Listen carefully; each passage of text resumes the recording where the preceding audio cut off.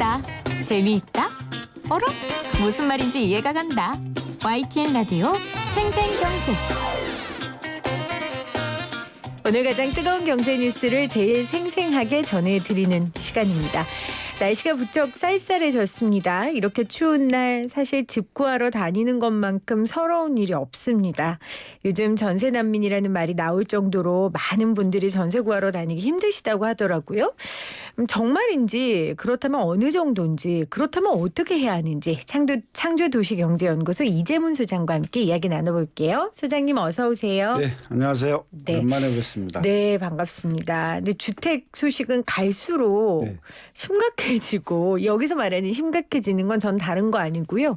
일반 서민들이 너무 어려워진 상황이 계속되는 것 같아요. 맞죠? 그러니까 주택 매매 시장에 이어서 이제 전세 시장까지 이제 가격 논란서부터 이제 풍기 현상이 많이 생기다 보니까는 네. 서민들의 삶이 사실 그렇게 여유롭지는 못한 것 같습니다. 매일 맞아요. 오르는 집값에 다시 이제 전세 가격에 스트레스가 지금 많이 받는 어떤 그런 상황이 지금 지속되고 있어 좀 안타깝습니다.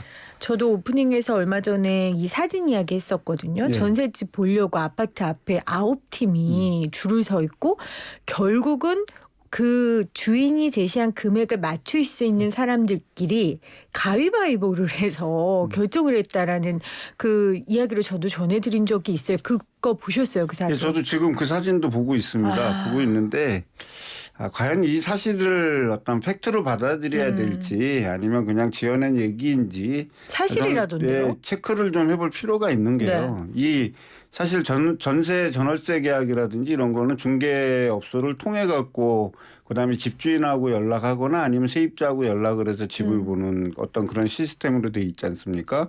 근데 이 집이 빈집이 아닌 이상 이렇게 문을 열어놓고 동시에 여러 팀이 들어와서 어떤 전셋집을 구경하고 나와갖고 뽑았다라는 이런 것들이 네.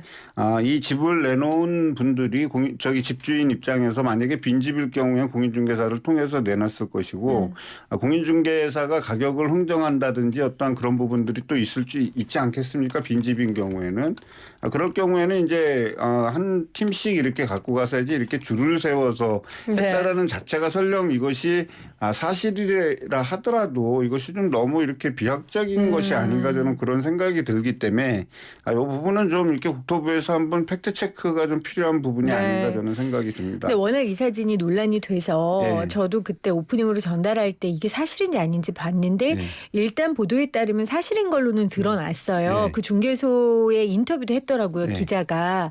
근데 말씀하신 것처럼 이제 조금 비약된 그 사진 한 장이 너무 비약된 현실을 담고 있는 것 같다라고 전문가 입장에서는 말씀하실 수 네. 있을 것 같습니다. 이 사진이 일상은 아니겠지만 전세난이 심각한 거는 맞는 것 같아요. 맞습니까? 그거는? 네, 아무래도 집이 이제 주택이 공급이 이제 좀 부족한 상황에서 네. 전세 가격 자체가 일부에서는 7월 31일 이후에 이제 임대차 입법이 시행되면서 전세 가격이 오르기 시작했다라고 얘기하는 부분들도 있지만 실질적으로 그 전에 한 68주 동안 전세 가격이 계속 상승해 왔다라는 얘기는 특히 이제 서울을 중심으로 네. 해서 그런 경우에는 이제 서울의 어떤 전세 주택이 부족하다라는 거는 뭐 익히 드러난 사실이 아니겠습니까? 그러니까 상승세였다. 네. 원래. 네. 네. 그러니까 그 연장선상에 이제 임대차 입법에 의해서 계약갱신 청구권이라든지 이제 이런 걸로 행사로 인한 어떤 전세 매물이 이제 없어지는 어떠한 이제 이런 현상이 같이 병행이 되면서 이제 그 논란이 좀 가중되고 있는 현재 상황인 것 같습니다.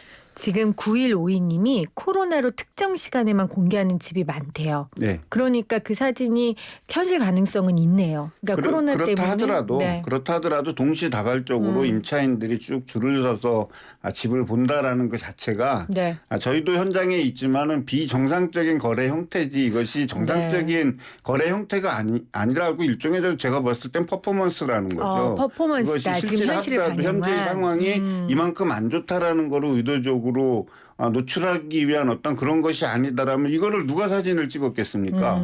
그러니까 제가 이 사진으로도 우리 전문가가 우려를 표한 것처럼 언론에서 전세가 어렵다. 특히 뭐 이 주택임대차 보호법 이후에 더 어려워졌다. 이런 것들이 언론에 이제 나오는데 제가 이거를 그대로 받아들이고 인터뷰를 하는 게 위험한 경우들이 꽤 있더라고요. 요즘은. 과거에도 아파트 매매 가격이 한창 그랬을 때 강남에 무슨 아파트가 1억을 찍었다 그래갖고서 그 다음에 주변 아파트 가격이 폭등하는 어떤 그런 앵커링 효과들을 우리가 본 적이 있기 때문에 이게 지금 공인중개사 사무실에서 제공한 것이 아니라 인터넷 부동산 카페에서 제공된 거거든요.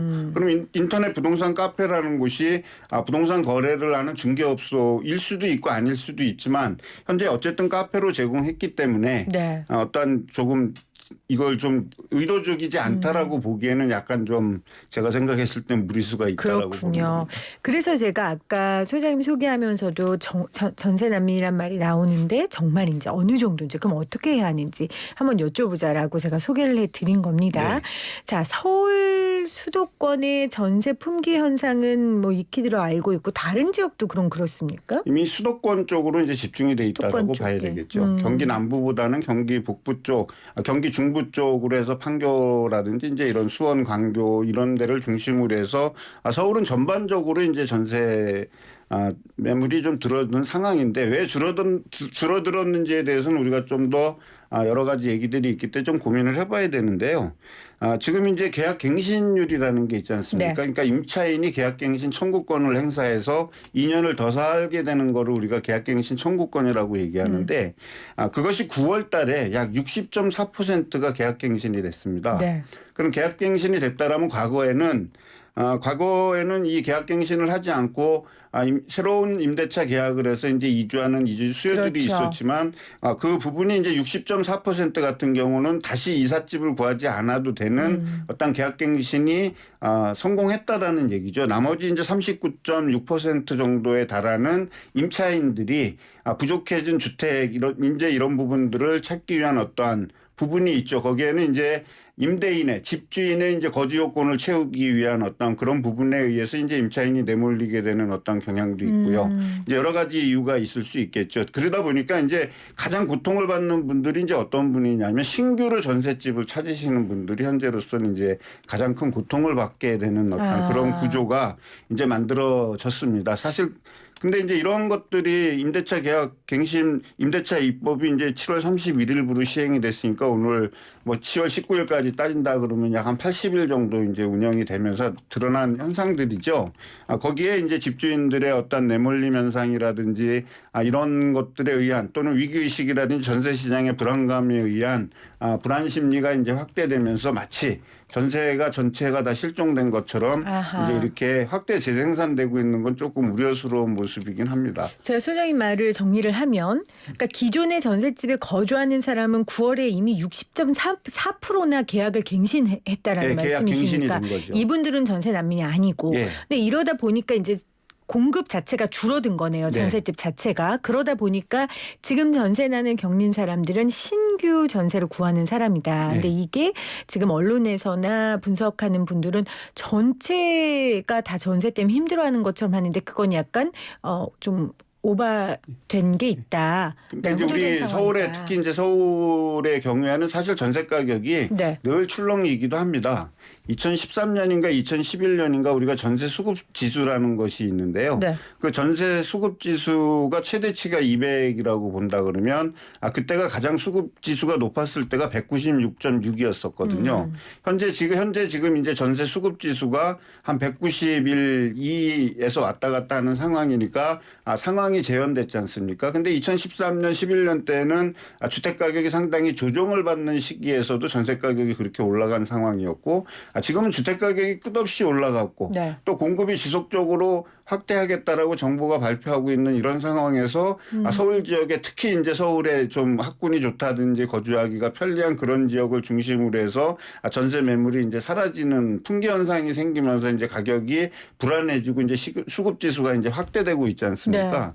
이제 그런 부분들이 이제 과거와 지금하고 이제 좀 더 다른 양상으로 이제 나타나고 있는 어떤 부분인데 그동안 이제 서울에 있는 어떤 주택들이라든지 이런 부분들이 상상 전세 가격이 한 68조 가까이 올라왔다라는 건 이미 전세 부족이 예고가 돼 있었던 거죠. 예고가 돼 있는 상황에서 임대 입법의 시행으로 인해서 더 줄어드는 어떤 이런 상황이 생기다 보니까 기존에 이제 세입자들이 새 아파트에 들어갔을 때에는 다른 곳으로 이사 가기 싫지 않습니까? 네. 싫은데 다른 신규 어떤 세입자들은 그곳에 들어가고 싶어서 또 대기하는 어떤 그런 수요가 생기게 마련이다 보니까 이제 그게 계속 증폭이 되는 데다가 3기 신도시에서 이제 6만 호 정도를 사전에 공급하겠다라고 이제 발표를 하지 않았습니까? 그리고 이제 2021년 7월경부터 이제 사전 청약이 시작되는데 그 청약을 하고 싶어 하시는 분들은 필연적으로 집을 갖고 있으면 안 되는 그런 구조거든요. 네, 그러면 그 당시 그 사이에 전셋집을 구해야 되는군요. 그렇죠. 그 전셋집을 구하거나 내가 임차인의 신분을 유지해야 되는 상황이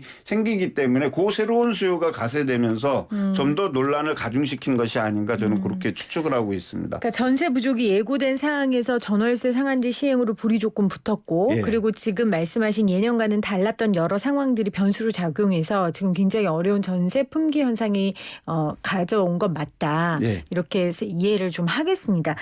그러면은 이 전월세 상한제 시행으로 어쨌건 전세난이 어려워진 거는 그 소장님께서도 인정을 하시는 거예요. 네, 인정합니다. 인정을 하시는 거고 지금 그래서 이 전월세 상한제 시행으로 보증금을 2년에 5%밖에 올리지 못하는 걸로 저는 알고 있는데 네. 현장에서는 이런 것들이 좀 잘 지켜주고 있나요? 왜냐하면 요즘 부르는 게 값이다라고 얘기를 해서요. 일단 임대주택 사업자로 등록하신 임대사업자일 경우에는 5%의 상한을 지켜야 나중에 세제 혜택을 받고 이것이 지키지 않았다는 것이 나중에 이제 시행에서 확인이 되면 네. 이제 이거는 세제 혜택이 없어질 수도 있기 때문에 철저하게 지켜질 거라고 이제 보여지고요. 그다음에 이제 아까 제가 60.1%가 계약갱신에 성공했다라고 말씀드렸지 않습니까? 그런 분들의 대부분은 5% 범위 내에서 계약갱신 청구가 이루어졌다라고 하는데 네. 이제 요 부분에서 이제 벗어나 있는 사각지대 하나가 신규로 전세 계약을 할 때에는 가격 상한이라든지 이걸 적용을 받지 않기 때문에 요 부분은 전세 가격이 이제 올라갈 수 있는 여지는 있습니다. 지금 신규 전세 구하는 사람 말씀하시는데 그 중에 한 분도 지금 홍남기 경제부총리 아닙니까? 네. 지금 홍남기 경제부총리도 지금 다주택자니까 이제 집을 팔아야 되고 그러다 보니까 이제 당장 내 집으로 들어가 있는데 그 집에 전세를 줬으면 지금 못 들어가고 있는 상황에서 전세 구해야 되는데 지금 홍 총리도 못 구했다고 하더라고요. 그래서 이번에 홍 총리가 전세값이 좀 쉽게 내려가진 않을 것 같다라고 인정을 하기도 했습니다. 기획재정부 국정감사에서도요. 이런 사람들이 지금 많이 있나요? 다주택자에서 1주택자 돼서 1주택자들이 지금 자기 집에 들어갔는데 못 들어가서 전세 난민이 된 상황. 일단 뭐 계약갱신 청구권을 행사해서 임차인이 그 집에 거주하겠다라고 얘기하면 대략 난감한 상황들이 네. 이제 많이 만들어지는데 그 중에 이제 대표적인 케이스가 이제 홍남기 부총리 어떤 사례가 아닌가 이렇게 싶습니다. 물론 이것이 어떤 의미에서 봤을 때는 임대차 입법의 시행에 관한 어떤 오류가 있을 수도 있고 아니면 충분치 않았던 어떤 제도 개선으로 빚어진 이제 해프닝이라고도 우리가 볼 수는 있지만 과도기 있을 수도 있고요. 또 앞으로 이제 필요한 어떤 제도 개선이 이루어져야 되는 또 영역 중에 하나라고 우리가 볼 수도 있겠죠. 근데 이제 중요한 거는 이제 우리 임대차 보호법이 1989년 12월 31일 날 개정되고 40년 만에 이번에 개정되지 않았습니까? 네. 과거에는 1년에서 2년으로 바뀌는데 그 정도의 세월이 걸렸고 이번에는 2년에서 2년을 더 추가할 수 있는 계약갱신 청구권을 행사할 수 있는 권한과 그다음에 임대료 상승률의 5% 제한을 하겠다라는 어떤 이런 부분들이 이제 주류를 이루다 보니까 어쨌든 임대차 보호법이기 때문에 임대인도 보호하고 임차인도 보호하지만 그 방점이 임차인 보호에 찍혀 있지 않습니까? 이제 그런 상황에서 이제 계약을 했는데 또 홍남기 부총리가 제가 알고 있기로는 이제 의왕에 있는 집을 팔겠다라고 얘기했지 않습니까? 네. 계약까지 했는데 이제 세입자들의 어떤 이걸 계약갱신 청구권 행사로 인해서 지금 사실은 뭐 오도 가도 못하는 그런 상황에서 국회에서 질문했을 때 그럼 새 집으로 집을 새로 마련하는 게 좋다라는 국토부 장관의 어떤 답변도 있었지 않습니까? 네. 어떤 그런 식으로 이렇게 놓고 봤을 때는 그냥 하나의 이게 제도가 세팅되는 과정에서 생길 수 있는 이제 오류 또는 이제 어떤 불편 부당함이라고 저희는 해석하는 게 좀 좋을 것 같다라는 생각입니다. 알겠습니다. 지금 0170님이 부동산에서 성공보수까지 요구하던데 이거 불법 아닌가요? 이렇게 남겨주셨는데 불법은 아니죠? 뭐 당사자 간에 사적 계약에 의해서 뭐 이 과정에서 뭐 강요나 협박이 있었다라면 어떤 그런 부분에 대해서는 잘못 야기가 됐지만 응하고 응하지 않고는 당사자 계약의 자유의 원칙에 의해서 하는데 사실 임차인도 좋은 임차인만 있는 건 아니지 않습니까? 그렇죠. 의례적이고 나쁜 임차인도 있을 수 있고 그다음에 법을 악용하는 어떤 그런 임차인들도 있을 수 있기 때문에 이제 이런 거를 이제 빌미를 해갖고서 과도한 보수를 요구한다라고 했을 때는 거기에 응하기보다는 제가 생각했을 땐 좀 따질 필요가 있다라고 보여지는데 당장 이제 이사를 해야 되는 그리고 워낙 어떤 집이 이런 많지 안타까운 않으니까요. 사상, 그런 부분들이 있기 때문에 나오는 그것도 일종의 해프닝이죠. 그 모든 게 과도기라는 게 있고 모든 제도가 100% 완벽할 수는 없겠죠. 근데 사실 그런 과정 가운데 피해 보는 건 서민들이고 이제 힘이 없는 사람들이니까 그리고 그 피해가 돈 많고 힘이 많은 사람들보다는 돈이 없고 어려운 사람들한테 더 여파가 크기 때문에 우리가 그냥 해프닝이라고 말하기에는 사안이 너무 무거운 게 아닌가 그런 생각이 좀 들고요. 세입자가 집을 비워주는 조건으로 수백만 원에서 수천만 원의 이사비를 요구하는 경우도 있나 봐요. 이런 저도 뭐 종종 들었습니다. 네. 종종 들었는데 뭐 그것이 옳다 그르다라고 지금 판단하기에는 뭐 조금 좀 애매합니다. 사실 뭐 좋은 방법은 아닌데 또 이제 사실 이런 아파트라든지 이런 걸로만 놓고 봤을 때는 많은 사람들의 관심을 받고 초점을 받기 때문에 이런 부분에 대해서는 이렇게 기사화도 되고 뭔가 나올 수도 있지만 실제로 빌라라든지 이렇게 서민들이 사는 어떠한 그런 다세대 다가구 빌라 연립 이런 쪽에서는 이거보다도 더 많은 사각지대가 존재하고 있거든요. 사실은 덩치 큰 주택들에 의해서 만날 언론이 도배가 되다 보니까 사실 그 부분의 사각지대가 많이 드러나지 않지 않습니까? 보증공사에서 올해 대입연재를 시켜준 보증액이 사상 최고라고 8월 기준으로만 해도 4천억 가까이 달해서 사상 최고라고 하는 어떤 그런 부분에 우리가 좀 더 역량을 모아서 전세입자들 등에 특히 저소득층의 전세입자들이 보증금을 통째로 날리는 어떤 그런 것들을 막아야 되는 게 저는 사실 더 시급한 문제라고 좀 보고 있거든요. 자, 지금 저소득층들도 물론 당연히 우리가 막아야 되지만 이제 이 전세난 때문에 중산층들까지 힘들어지면 또 사회 전체가 또 더 힘들어지는 사람들이 많으니까요. 그래서 그런지 중산층의 전세난을 해소할 수 있는 30평대 공공임대 아파트를 개발해라. 이걸 문 대통령이 지시했다고 하더라고요. 이게 지금 현재 추진 중인 거죠? 그러니까 이제 뭐 저는 대통령의 지시이기 이전에 공공임대주택에서의 어떤 주택의 품질, 그다음에 이제 가장 소비자들이 원하는 주택의 평형수가 어느 것인가에 대해서는 좀 심각하게 고민을 해봐야 되는 것 같고요. 다소 85제곱미터 정도 되면 우리가 봤을 때 32평형이라고 우리가 놓고 보지 않습니까? 많은 주택을 필요로 하시는 분들이 요구하는 어떤 대표 평형이라고 볼 수 있다라면 4인 가족들이 살기 임대주택도 여기에 포커스를 좀 맞춰야 된다라고 생각합니다.